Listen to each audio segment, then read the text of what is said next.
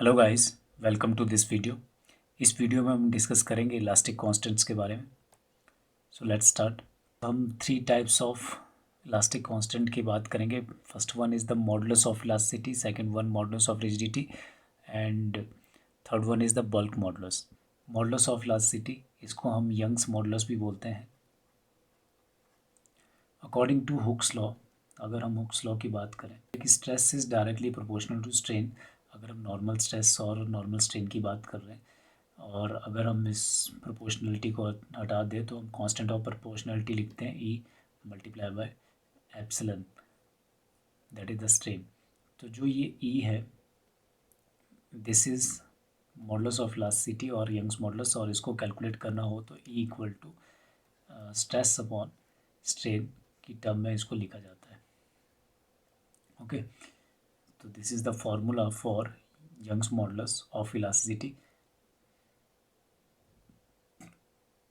अब इसके जो यूनिट है, स्ट्रेन के यहाँ पर देखें तो कोई यूनिट नहीं होंगे, और जो स्ट्रेस है उसके यूनिट होते हैं न्यूटन पर मीटर स्क्वायर, या फिर पास्कल भी बोल सकते हैं। तो सेम स्ट्रेस के ही यूनिट यहाँ पर मॉडुलस ऑफ इलास्टिसिटी के भी आते हैं। और अगर हम ई की वैल्यू देखें फॉर डिफरेंट मटेरियल डिफरेंट होती है, तो स्टील के लिए जो वैल्यू है वो वेरी करती है 200 टू 220 गीगा पास्कल के बीच में हम स्टील की यंग्स मॉडुलस कैलकुलेट करते हैं। और कंक्रीट का देखें तो कंक्रीट जो वेरी करता है 30 टू 50 गीगा पास्कल जो है वैल्यू रहती है कंक्रीट के लिए। ई की value, this is the measure of stiffness of the material. अगर ई मोर है, जो यंग्स मॉडुलस है उसकी वैल्यू अगर ज़्यादा है तो मोर स्टिफर होगा जो मटेरियल है। मोर स्टिफर होने का मतलब है कि जो इलास्टिक डिफॉर्मेशन है वो कम आएगी। तो डिज़ाइन कंसीडरेशन के लिए हम ऐसा मटेरियल चूज़ करते हैं फॉर वेरियस एप्लीकेशंस जहाँ पर इलास्टिक डिफॉर्मेशन बहुत कम रहे। अगर हम low value of E use करते हैं तो उसमें इलास्टिक जो डिफॉर्मेशन है वो बहुत ज़्यादा आती है। तो अगर ऐसे केस कम आप ले रहे हो, ऐसा मटेरियल आप ले रहे हो जिसकी ई वैल्यू कम है, यंग्स मॉडुलस कम है, तो उसमें इलास्टिक डिफॉर्मेशन बहुत ज़्यादा आने वाली है। अगर आपने ब्रिज बना दिया बेस्ड अपॉन लो इलास्टिक कांस्टेंट वैल्यू, जो यंग्स मॉडुलस है उसकी वैल्यू अगर कम है, ऐसे मटेरियल से बना दिया, तो जो लोड लगेगा यहाँ पर, तो जो आपका ब्रिज है वो हमारा इलास्टिक डिफॉर्मेशन उसमें होती रहेगी, वो जंप होता रहेगा। ठीक है, तो इसीलिए हम मोस्ट ऑफ द एप्लीकेशन में जो यूज़ करते हैं value of Young's modulus of elasticity. तो अगर हम मटेरियल्स की बात करें, डिफरेंट मटेरियल्स, तो ए की वैल्यू जो वेरी करती है, ई फॉर पॉलीमर्स जो है वो सबसे कम रहता है, उससे ज़्यादा हमारे पास, और उससे ज़्यादा यंग्स मॉडुलस ऑफ इलास्टिसिटी की वैल्यू सबसे ज़्यादा सिरेमिक्स की होती है। तो ये वेरिएशन आपको पता होना चाहिए। नेक्स्ट है आपका मॉडुलस ऑफ रिजिडिटी। तो हुक्स लॉ के अकॉर्डिंग जब हम यहाँ पर डिस्कस कर रहे थे तो यहाँ पर जो वैल्यू थी वो हमारे नॉर्मल स्ट्रेस और नॉर्मल स्ट्रेन के लिए थी। लेकिन अगर हम बात करें शियर स्ट्रेस और शियर स्ट्रेन में भी सेम हुक्स लॉ वैसे ही वेरी करेगा। तो shear stress is directly proportional to shear strain, और यहाँ पर अगर हम इस प्रोपोर्शनलिटी को हटा दें तो जो कांस्टेंट ऑफ प्रोपोर्शनलिटी है, जो कांस्टेंट ऑफ प्रोपोर्शनलिटी है जी, वो लिखेंगे और मल्टीप्लाई बाय शियर स्ट्रेन। तो जी जो है मॉडुलस ऑफ रिजिडिटी, उसको कैलकुलेट करते हैं shear stress upon shear strain,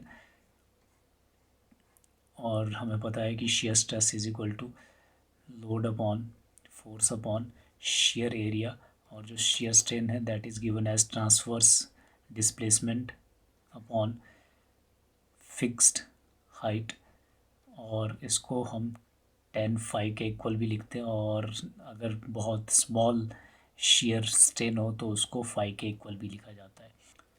और अगर हमें जी की value in terms of shear wave velocity के टर्म में लिखना हो तो density into shear wave velocity raise to the power 2। तो ये भी मॉडुलस ऑफ रिजिडिटी का फॉर्मूला है। अब जो जी की वैल्यू है वो सिग्निफाई करती है कि मटेरियल कितना रेजिस्टेंस है toward transverse, resistance toward transverse displacement की जी वैल्यू ज़्यादा होगी, उसमें जो है जो आपकी ट्रांसफर्स डिस्प्लेसमेंट है डेल्टा एक्स वो कम आने वाली है। तो जैसे हम एक एप्लीकेशन देखते हैं कि यहाँ पर आपने एक मटेरियल लगाया और यहाँ पर आप फोर्स लगा रहे हो, वेट लगा रहे हो डब्ल्यू, तो इसकी डब्ल्यू की वजह से क्या हो जाएगा, ये जो आपका बार है ये बेंड होना स्टार्ट हो जाएगा, यहाँ पर ये बेंड हो जाएगा। तो यहाँ पर जो डिस्प्लेसमेंट आएगी that is transverse displacement delta x. तो अगर आपने जी की वैल्यू बहुत ज़्यादा ली है, मटेरियल ऐसा लिया है जिसकी जी की वैल्यू ज़्यादा है, तो उस केस में जो ये डिस्प्लेसमेंट देखने को आपको मिलेगी वो कम देखने को मिलेगी, ये बेंडिंग कम होगी यहाँ पर। जी की वैल्यू फॉर स्टील, तो steel it is taken as 79 giga pascal, और अगर हम कंक्रीट की बात करें it is taken as almost 21 giga pascal. Okay, तो ये वैल्यू भी आपको पता होनी चाहिए। Most of the structure engineers और सिविल इंजीनियर्स जो है स्टील और कंक्रीट से उनका बहुत काम रहता है, तो ये वैल्यू आपको एज इट इज़ याद रहनी चाहिए कि यंग्स मॉडुलस की वैल्यू क्या है, मॉडुलस ऑफ रिजिडिटी की वैल्यू क्या है।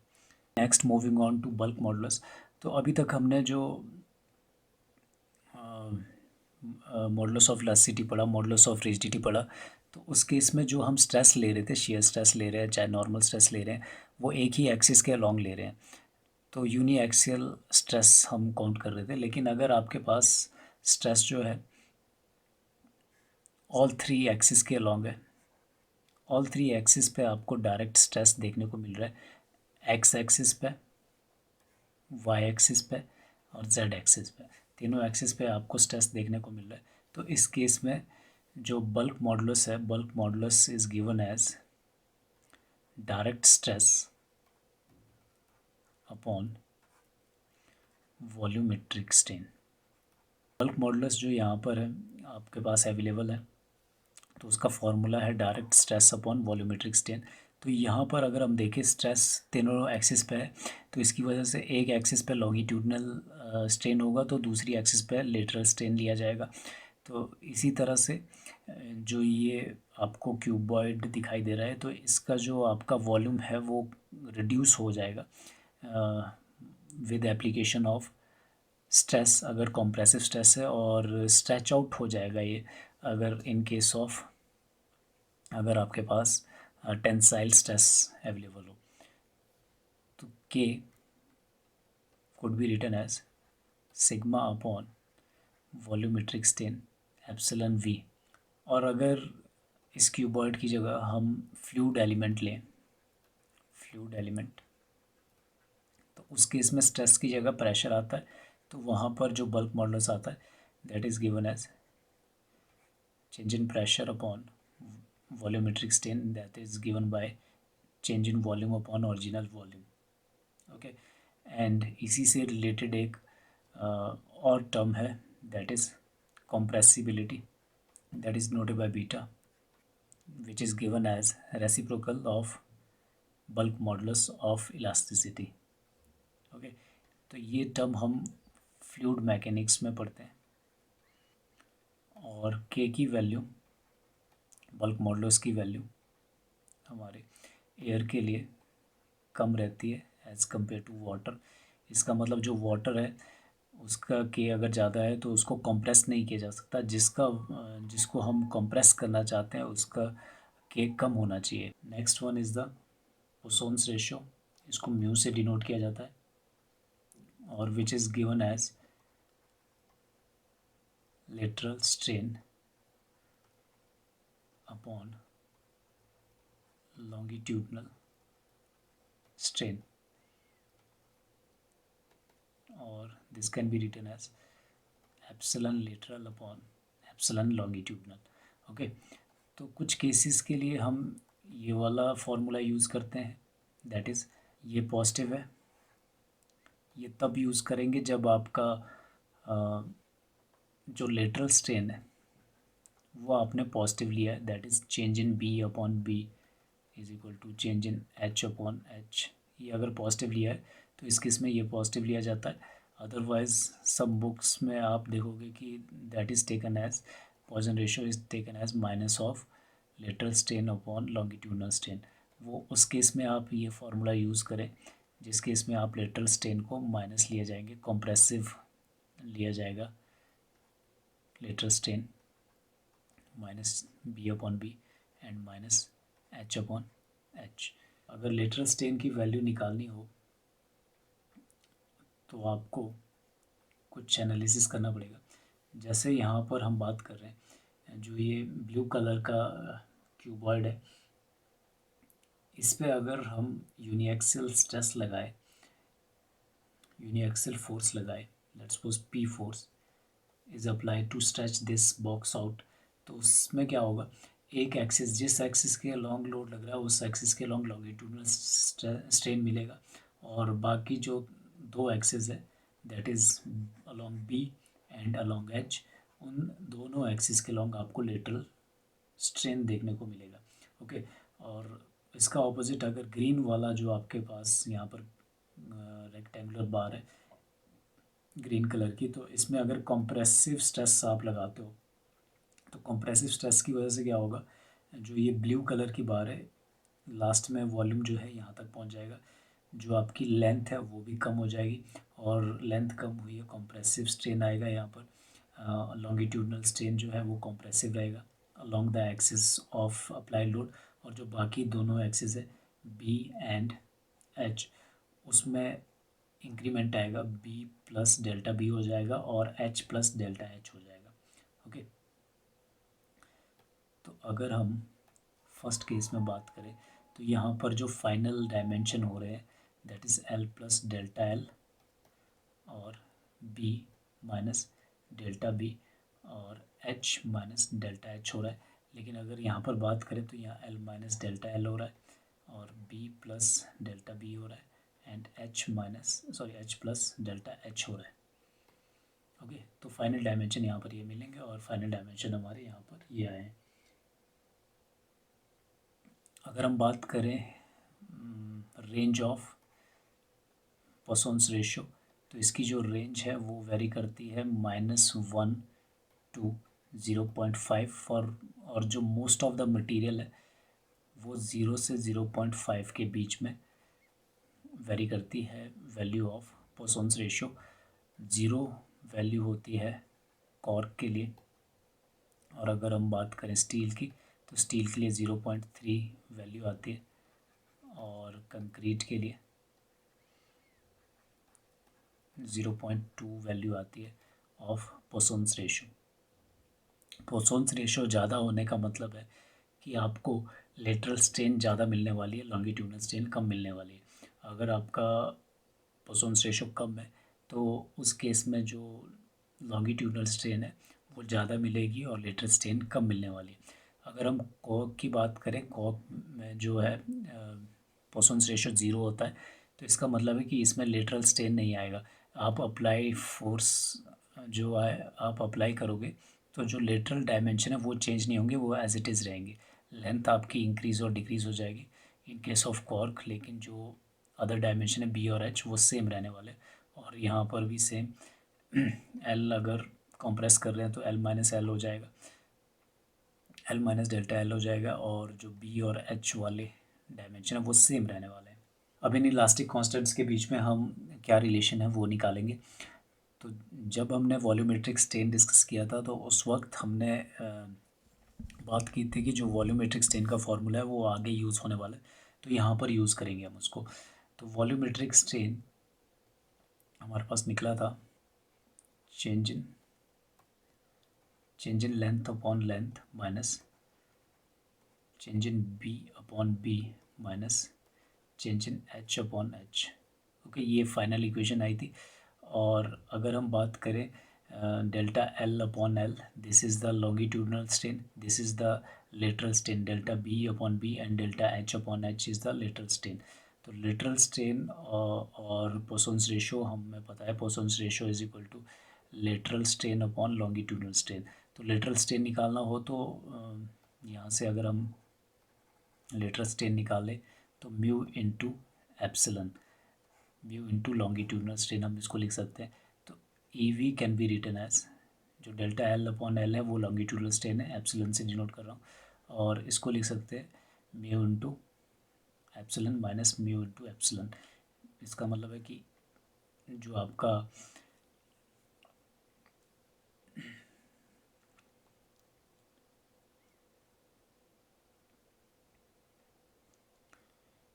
वॉल्यूमेट्रिक स्ट्रेन है that can be written as, E common ले लिया, 1 माइनस 2 म्यू। ओके, ये वैल्यू हमारी आ सकती है वॉल्यूमेट्रिक स्ट्रेन के लिए।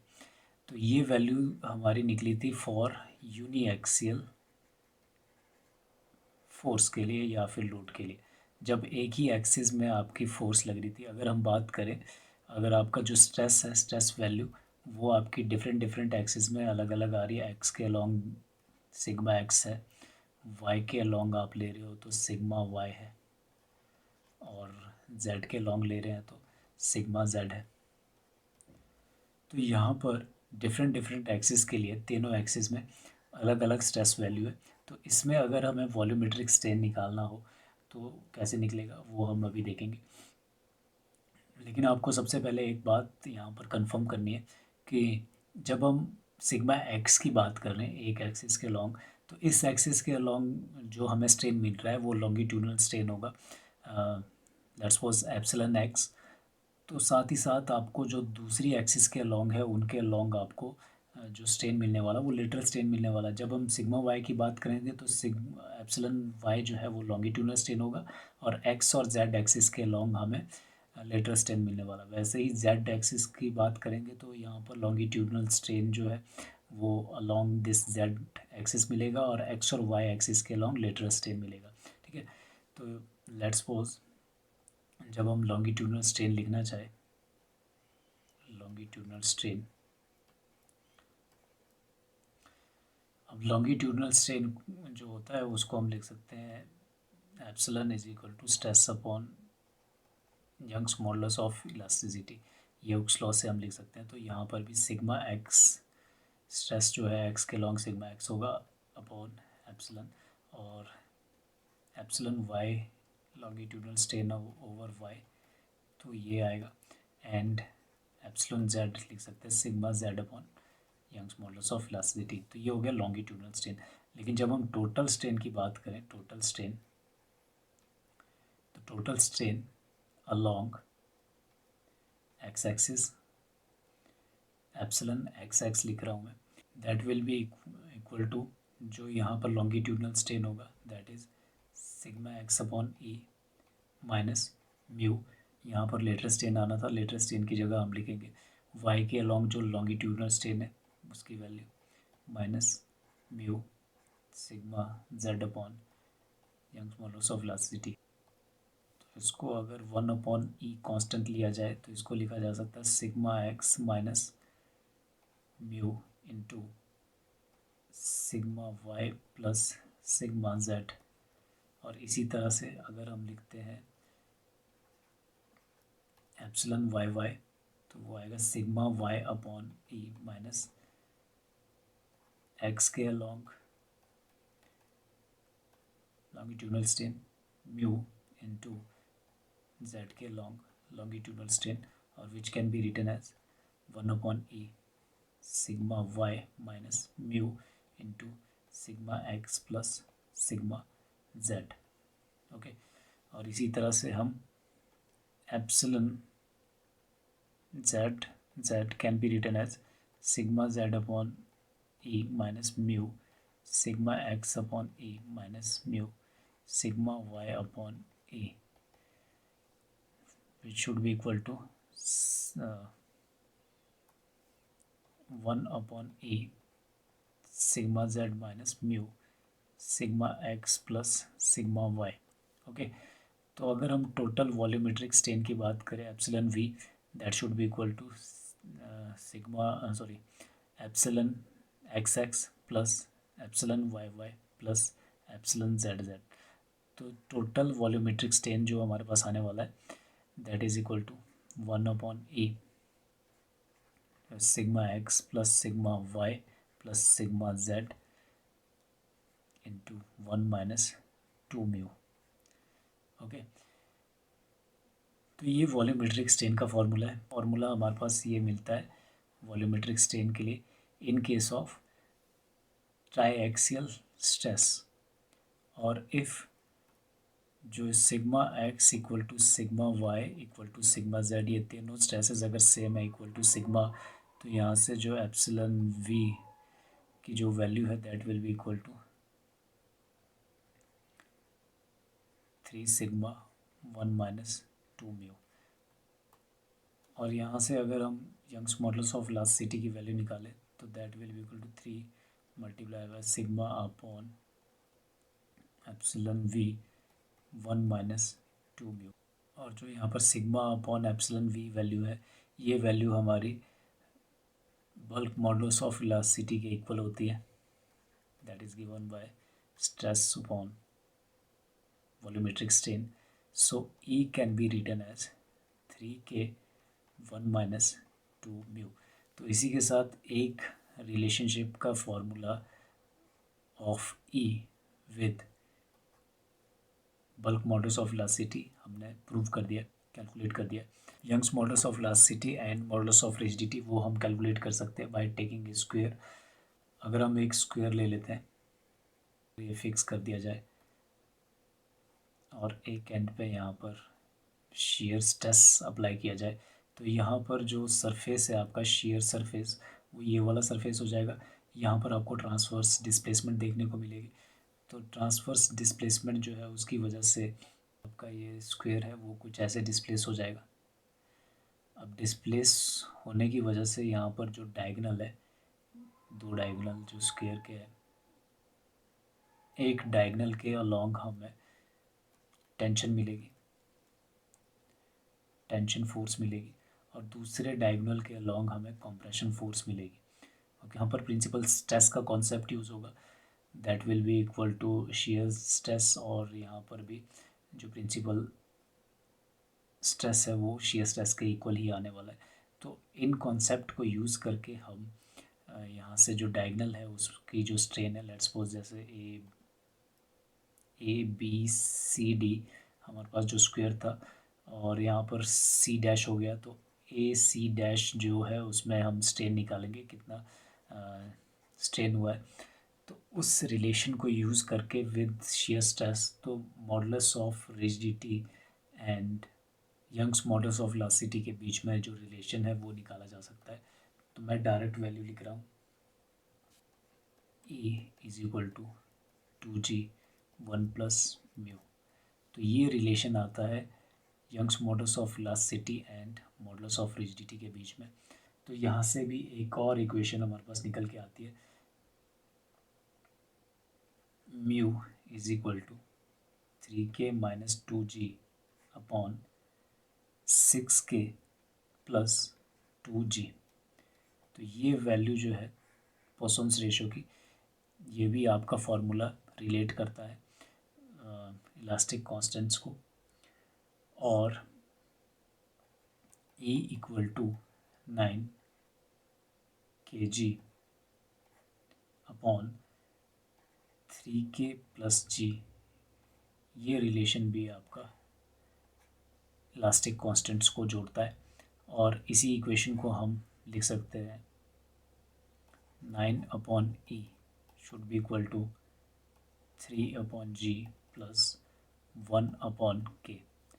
तो ये सारे जो रिलेशन हैं ये आपको इम्पॉर्टेंट है, कॉम्पिटिटिव एग्ज़ाम में भी काफ़ी बार क्वेश्चन पूछा जाता है कि विच रिलेशन इज़ करेक्ट। तो जो ऑप्शन दे रखी होगी इनमें से आपके पास कुछ ऑप्शन दे रखी होगी, तो जो करेक्ट रिलेशन है अगर आपको पता हो तो आप डायरेक्टली उस क्वेश्चन को आंसर कर सकते हो। तो इस वीडियो में इतना ही। Like share and subscribe this channel.